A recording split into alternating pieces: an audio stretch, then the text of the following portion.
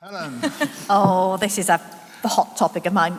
Thank you for that question, Sam. It's absolutely bang on the money in terms of what we need to be talking about. And there is inevitably a tension between rapid access, you contact your GP and get to see somebody within so many minutes versus continuity. Unfortunately, GPs are humans and we need to sleep.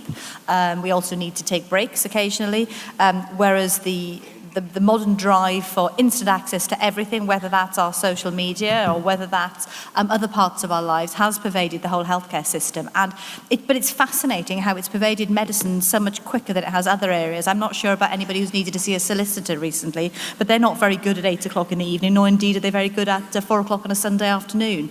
So there is something about culture and having an honest conversation with people in a resource constrained environment.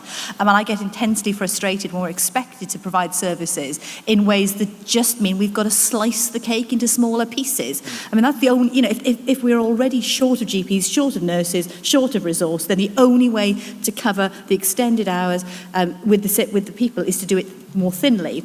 And it costs more just to keep the lights on and the buildings open. And if we don't pay ourselves more for working out of hours, which most of us don't, actually we still have to pay all the rest of our staff considerably more to be there on a Sunday afternoon to measure routine blood pressure.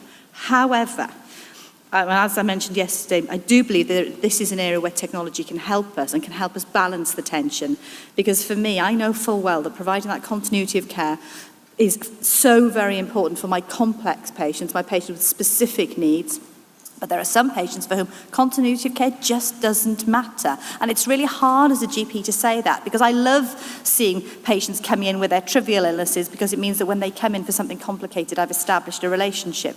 But in the harsh reality of a resource-poor environment, something has to give. And it's probably the more straightforward stuff that somebody else can do just as well, if not better than I can, that's going to have to be given up so that we can preserve continuity for those who really need it. So again, I could wax lyrical, but that's the gist of my feeling on this. Let's have the conversation with the public. Let's let them decide, and frequently they decide very wisely, whether they need rapid access to see anybody or continuity with somebody they know.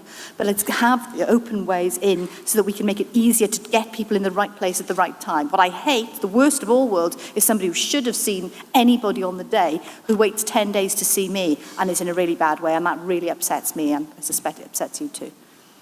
Thank you.